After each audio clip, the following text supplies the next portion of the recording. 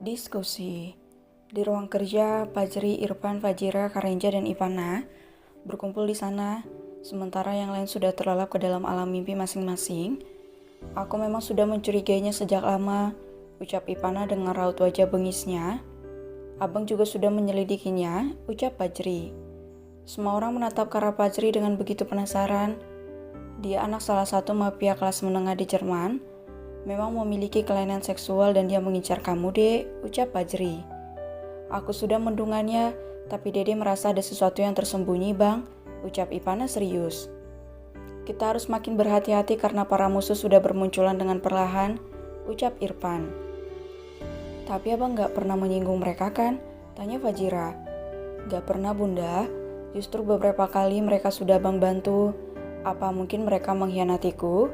Ucap Fajri mengernyit. Kita nggak tahu bagaimana ke depannya, Nak. Selain keluarga tidak ada yang bisa dipercaya lagi.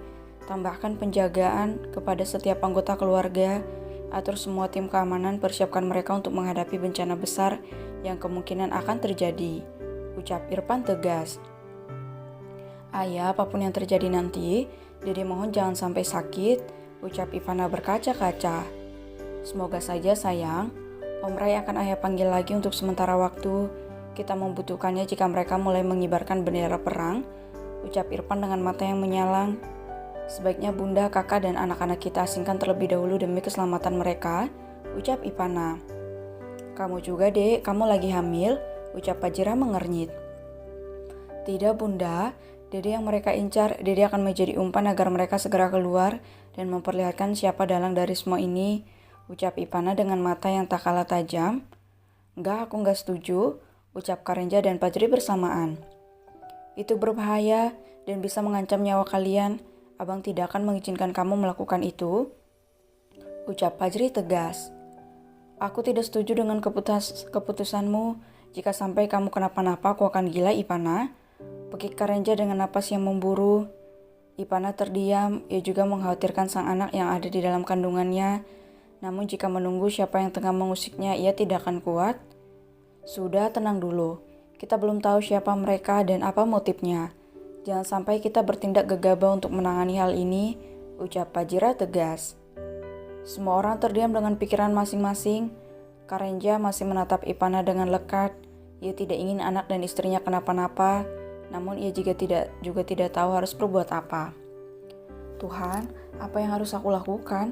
Ivana tidak mungkin melakukan hal itu dalam kondisi seperti ini. Batin Karenja tidak tenang.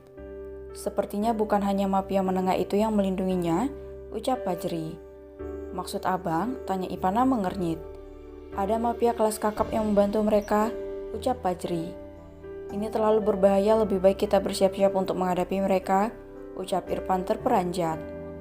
Tapi ayah, jika mereka menyerang dengan begitu cepat, kita akan gak siap, kecuali ayah dan bunda mengizinkan abang untuk bertemu dengan pimpinan mafia yang abang kenal. Mereka berada pada level teratas dalam dunia hitam, jadi abang yakin para curut itu tidak akan berani macam-macam, ucap Fajri. Itu terlalu berbahaya, Bang, cegat Fajira. Tapi nggak ada cara lain, Bunda, ucap Fajri memelas. Lakukanlah, kita tidak bisa lengah sedikit pun untuk masalah ini, ucap Irfan dengan raut wajah yang masih belum berubah. Baiklah, besok abang akan menghubungi pimpinan mereka untuk menanyakan masalah ini, ucap Fajri tegas. Iya, setidaknya kita mewanti-wanti agar tidak terjadi hal yang berbahaya dalam keluarga kita, ucap Irfan. Ini sudah terlalu larut, lebih baik kita beristirahat sekarang, ucap Fajira. Ja, bimbing Ivana keluar kamar, sambungnya.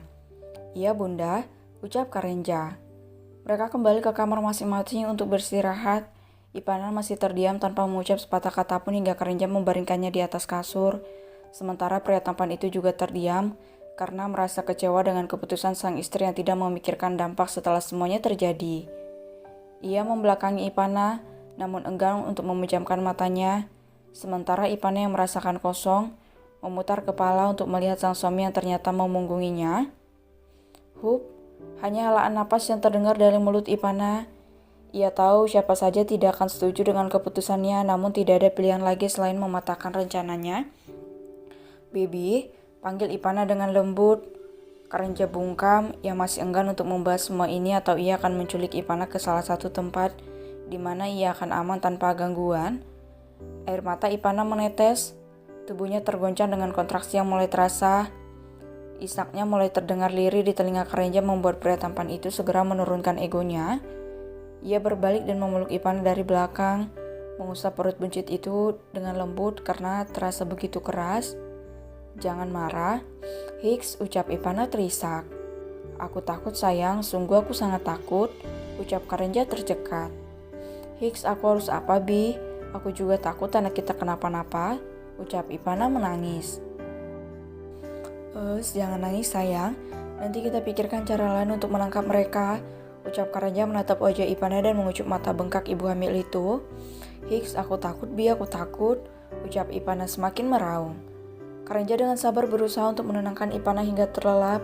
Ia menatap wajah cantik yang pucat itu dengan perasaan sedih. Air matanya menetes begitu saja mengingat ia masih belum terlalu kuat untuk melindungi anak dan istrinya dari bahaya sebesar itu. "Maafkan aku sayang, maafkan aku. Aku bahkan tidak bisa melindungi kalian," batin Karenja menangis tanpa suara. Ia tidak tidur semalaman untuk menjaga Ivana yang masih begitu gelisah dalam tidurnya. Karenja mengelus perut Ivana yang masih terasa keras dalam beberapa saat dan kembali normal. Kembali terulang begitu saja dan membuat ibu hamil itu sering terbangun dan meringis. "Nak, kamu yang kuat di dalam ya, jagain bunda. Jangan sampai bunda kenapa-napa," ucap Karenja kembali menangis. Ia bersandar pada sandaran kasur sambil membelai kepala Ivana. Bahkan tanpa sadar ia terlelap dalam keadaan duduk. Hingga pagi menjelang, ia kembali terbangun dengan pinggang yang terasa sakit dan melihat Ivana masih terlelap sambil menggenggam tangannya. Ia kembali berbaring dan memeluk Ivana sejenak hingga ketukan pintu terdengar dari luar. "Nona, Tuan, sarapannya sudah selesai. Nyonya besar menunggu Anda untuk turun," ucap Atim sedikit keras. "Iya, Tim," ucap Karenja sedikit keras membuat Ivana terbangun. "Kenapa, Bi?" tanya Ivana mengernyit. "Bangun ya, semua orang sudah menunggu di meja makan sayang," ucap Karenja lembut dan mengucup gemas pipi Ivana.